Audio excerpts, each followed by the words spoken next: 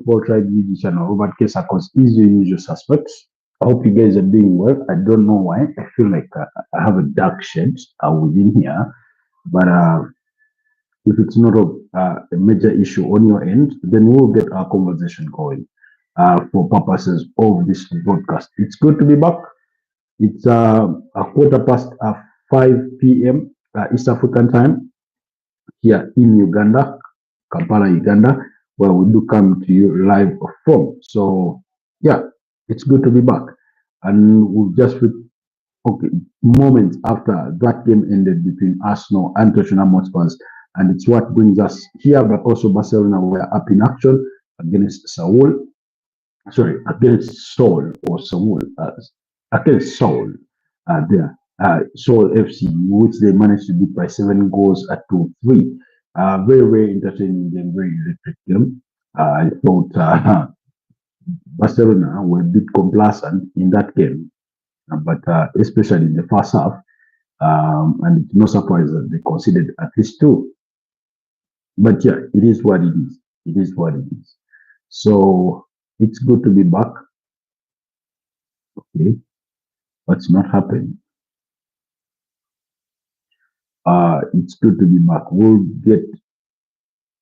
discuss that and anything else regarding football from transfers as well, where the mistakes were in Arsenal's loss and things like that.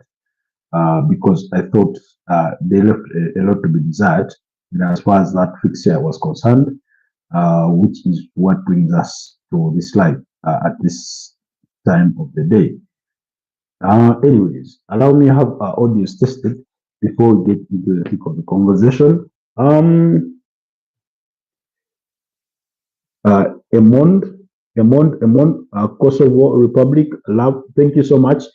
Thank you so much for joining us from Kosovo. Kindly like the broadcast, but also consider subscribing to the channel if you're new here. Robert Kesakos is my name, and I'm coming to you live from Kampala, Uganda. So allow me to have, just having our audios tested to make sure everything does check out. But it's a pleasure to have you join us. Luca Mela, MB Mbappe. I think you meant Mbappe. Hi, how are you doing? Luca Mela. Where are you joining us from? Emond says African family. Yes, African family. Thank you so much. Is that Noah? Hi, Noah. Why are you joining us from, Noah? I'm in Kampala, Uganda, in case you're wondering. Why are you joining us from, Noah? Good. Good to know. That's good to know.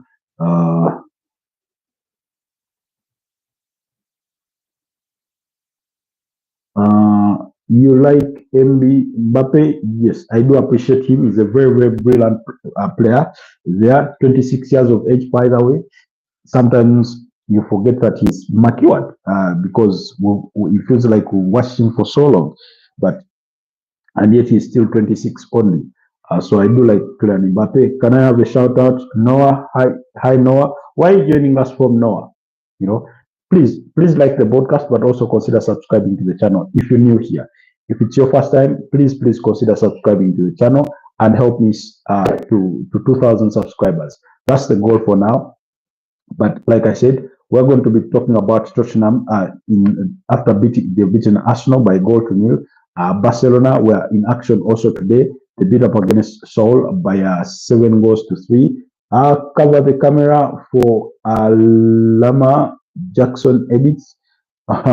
I've heard that before, but I do not know what that even means. What a Lama Jackson edit would be, or looks like, or what it means. Anyways, I don't know. I feel like I'm struggling with my lighting a little bit, but I hope we will survive in that mode. Excuse me. I do suffer from a cold, so indulge me for purposes of this broadcast. I picked up a bug a couple of days ago, so I'm still in my healing process, although things are not yet going according to plan so far. I see Luca says he's from Croatia. Okay, looks like Luka Modric. Is he your favorite player? Or Double Soccer or Mateo Kovacic or Ivan Perisic, or Juricic, who else? Ante Rebic.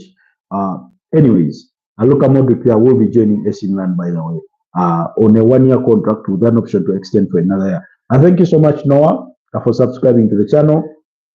Neymar is your favorite player? Yes. Okay, that's good. Neymar is still playing at Santos in Brazil. That's why he is currently playing form. But anyways, let's get into the conversation of that game between Arsenal and Tottenham Hotspurs. Very, very entertaining game. It indeed felt like a London derby. They didn't leave much to be desired. Keep up the good work. Thank you so much. Thank you so much for that compliment. Uh, they didn't leave a lot to be desired in as far as a London derby would come. I thought they gave it whatever you would expect from that kind of game. It was a bit feisty, it was a bit physical, possibly. It did not feel like a preseason friendly. It did not have that feel at all, one bit. At least that's what I thought. When it came to fighting those duels, it was physical. There was shoving, there was clipping of ankles. Uh, you know, you know. I thought Richarlison came in oftentimes too hard in some of his challenges, but it is the nature of the North London derby. Kai Havertz, showing his improved physique, going in for the ball and things like that. But overall, I thought Arsenal did not impress, especially when it came to creating chances. It's not like Tottenham created loads of chances either, but they had the better chances, especially in the first half, including hitting the uprights from a corner kick. Was it Pedro Porro? Was it Pedro Porro who had that attempt? Excuse me. I think it was Pedro Porro who attempted from the corner kick. And then there was another opportunity that went betting. And then, of course, it was still within that very first half that they found the opening goal through, which turned out to be the match winner through Pape Matsa, a very, very beautiful goal, looping that ball over the head of David Raya, who is to blame for me in my case.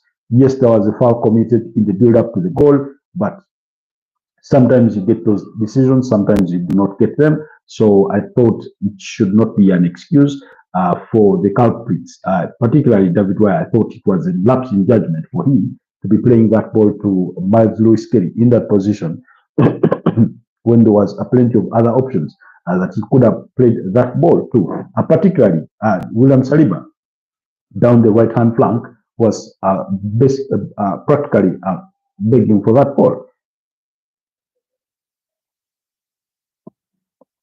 So that's for me what it felt like. In terms of starting lineups, pretty much they did start with the team that we had predicted they would, what we expected. But some changes. Christian Nogard starting ahead of Martin Zubimendi. That was a bit of a surprise for me, but anyway, it's a preseason friendly. Maybe I was surprised by some of the decisions Mikel Arteta took in as far as the game was concerned. But anyway, here's how the team started. David Raya started in goal for Arsenal. Ben White, William Saliba, Jakub Kiwior, Lewis Kelly, Martin Odegaard, Christian Nogard, and Declan Rice. That midfield three. Then Bukayo Saka, Kai Havertz, and Gabriel Martinelli completed Arsenal's starting 11. While on the side of Tottenham Hotspurs, they did play in a 4-2-3-1 kind of system. Guillermo Vicario was in goal. Nicky van de Ven alongside Christian Romero. Pedro Porro Spence, Pape Matsa and Rodrigo Bentancur did start in that double pivot. Then ahead of them was Wilson Odegaard, Lucas Bagville, Muhammad Kudus, as well as Richarlison. So that's how they did start. Those were the starting lineups from either sides. Of course, they all went on to make numerous changes, but I thought for Arsenal, it didn't really end well because they lost two players to injury. Bukayo Saka went down and was substituted quite very late on in the game. That was around, I think, the 77th minute, which for me was almost 10 minutes 10 minutes after he should have been substituted off. Because let's not forget, this is a player that suffered a few match injury last season, so much that to some extent some Arsenal fans were calling that he possibly not even return for the rest of the season because they wanted him rested and that kind of thing. But that notwithstanding, I thought he tried. He had the 50-50 kind of game. It wasn't, I wouldn't give him a 7 out of 10 performance, maybe a 6.5 or a 6. Uh, Bukayo Saka, but Arsenal once again lacked bite. They showed some bit of grit, but in some moments when it came to fighting for the 50-50s, they didn't do that well. There was a couple of delayed passes, especially when going in the attack. I saw particularly one moment, I think it was Declan Rice who delayed the pass to Gabriel Martinelli at a time when they needed a bit of quick play to try and unsettle Tottenham Hotspurs. So there were a bit of flaws in there, and for me, I think in part I was happy that Arsenal were beaten because it shows Mikel Arteta where the gaping holes are, what they need to work on more, the lapse in concentration, the poor decision making. Because when you look at that goal that they did concede through Pape Matsa, that goal came in the 45th minute.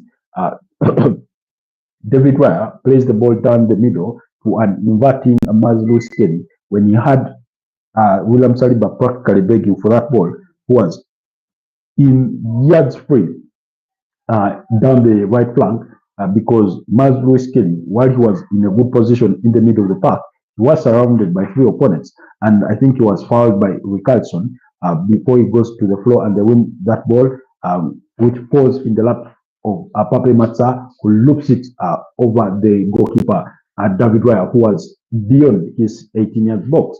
So that was the source of the goal. Overall, everything else remained 50-50s, but Tottenham defended really well. I thought if they are going to go into the season with those kinds of performances, with that kind of show of grit, when it comes to their defending, I think they will have a very good campaign. While the season only ended, it feels like the season only ended yesterday. It also feels like he has done tremendous work ever since joining them as a new manager. You look at when they brought on Matastel, he looked quite electric. Muhammad Kudus physically present, did tussle out for that ball. He didn't, get knocked over easily. He didn't allow that. Martin Zubimendi, when he came on, I thought, he tried to fit into the game, to try and dictate the tempo of the game, but the game had sort of a bit gone away in terms of confidence, but Arsenal continued to probe. Martin Odegaard, surprisingly, was drifting further back beyond even Martin Zubimendi after he came on. And I was wondering to myself, yes, I know you need to carry this team forward. I know you need to inspire it, but you should be commanding Martin Zubimendi to be doing that job, to carry the ball forward to you, and then, you play that intricate pass that we know you're capable of playing. So it was that kind of fixture. And then one of the other surprises for me is how Mikel Arteta allowed Ben White to play 90 minutes in a preseason friendly, how he let that happen for William Saliba. Christian Mosquera came on. I thought he was comfortable on the ball. He looked good. He looked physically sharp. He looked quite athletic, as we've been so told so far. So he had those good qualities of a good defender, really. So when you look at the entirety of the game, I thought it was a 50-50 really. Both teams and their corners, they could not make them count. There was, I think, an attempt by Christian Norgard. The goalkeepers, when it came to set piece plays, stood tall. They really performed well in set piece plays moments. But also, like I said, Arsenal struggled to create clear-cut chances. You hardly remember where they created a good chance and maybe they even missed it. Victor Gyökeres came on so much to the applause of the entire stadium. Really, it was an electric moment as he came on, but he didn't have any impact whatsoever in the game. Yeah, you could count, I think, on two hands the number of times he got on that ball. So all came out of Arsenal's lack of creativity. They didn't create enough chances, which also got me wondering why a player like Ethan Nwaneri did not get, a couple of minutes in this particular game. Why you have Martin Odegaard playing a whole 90 minutes. I did not understand that part particularly. Yes, I understand perhaps there was a desire for Mikel Arteta to win, but it's a preseason friendly at the end of the day, and you what? You go down by the 80th minute. Give this young blood, give Ethan Nwaneri, if you indeed you view him as a backup for Martin Odegaard, to come and play alongside Max Dorman. Max Dorman also came on. I thought he was fair. He, tried to take on some players, tried to create a chance there, but one of his passes was overplayed to an overlapping Ben White.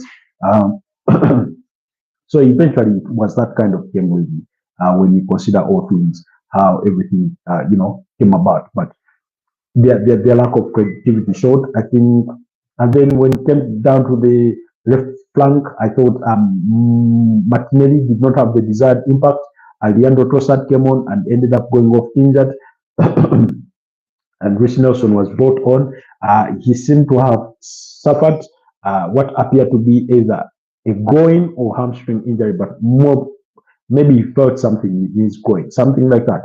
We will wait to hear from Arsenal and the team doctors or the club at large when it comes to Bukayo Saka and Leandro Trossard's injuries.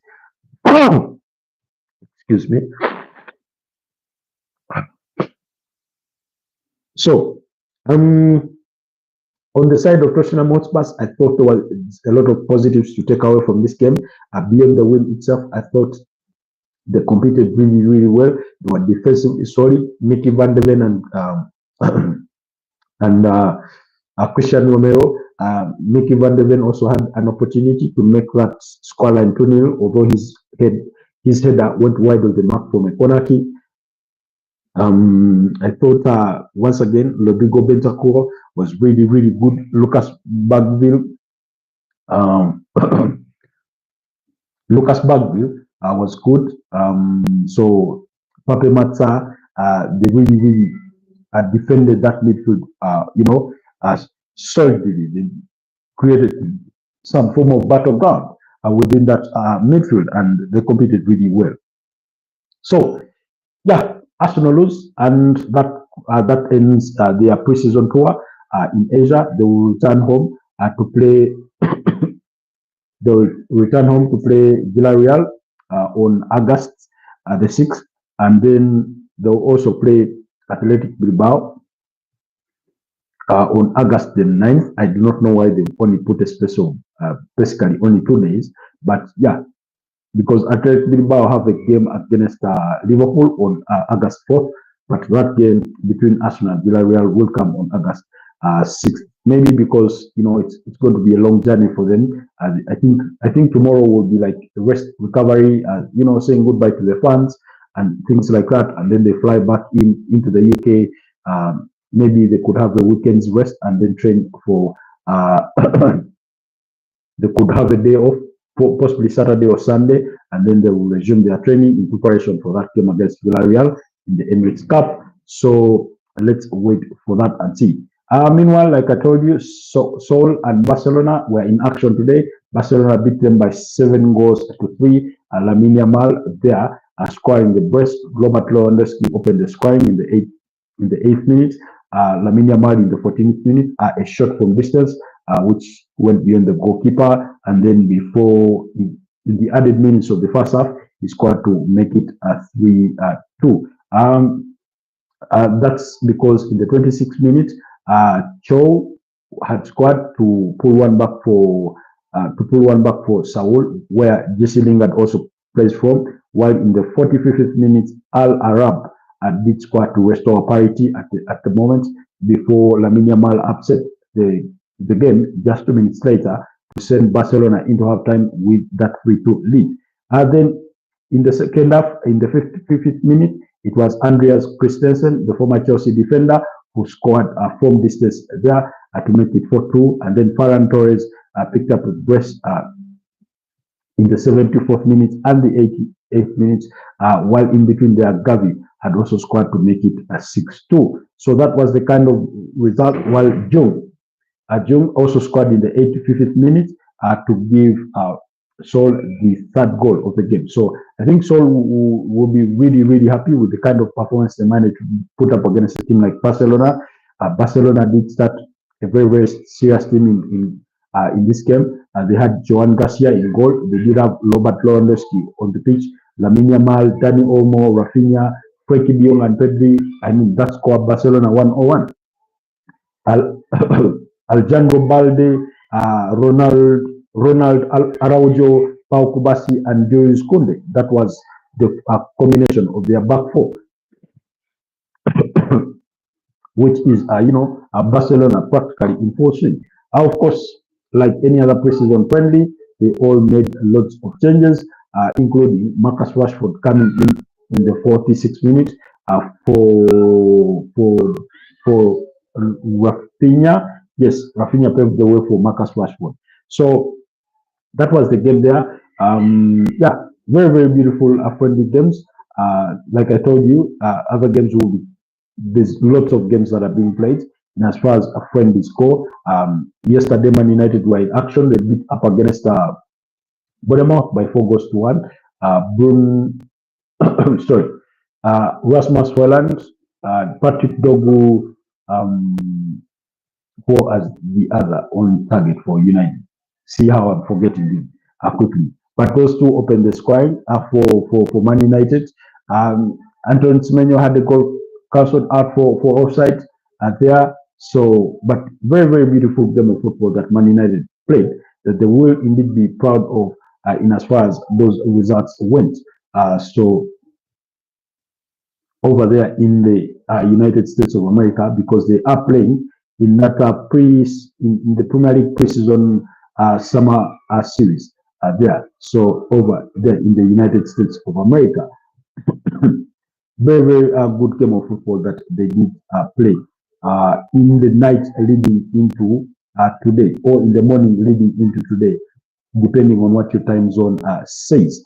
But yeah, I think Ruben Amorim was pretty impressed with the kind of performance they managed to put up there. Amadou Diallo, yes, was the other on target, as well as Ethan Williams, were the other two that scored. While Matas David scored an own goal to give what turned out to be a mere consolation to that AFC Bournemouth side.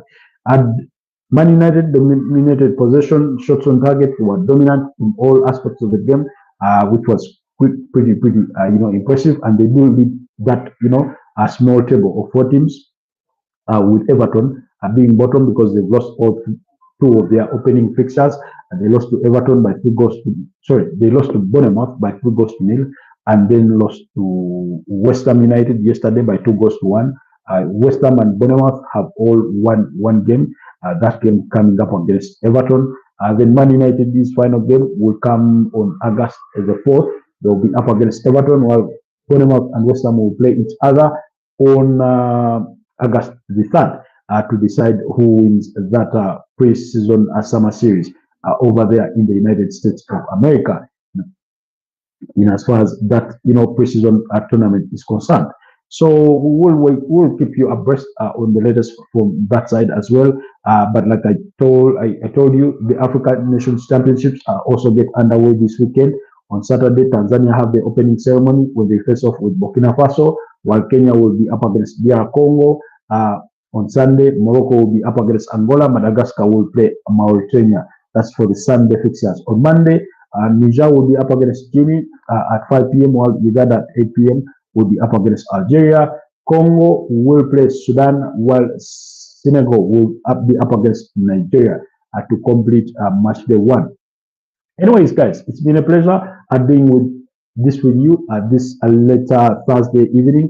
Thank you so much, Luca. Thank you so much, Noah. Thank you so much, Emondi from Kosovo, and every single one of you that was managed to be a part of this late evening broadcast. Let's link up again later tonight, and I'll see you next time for later for that late evening broadcast. Bye bye for now. See you later.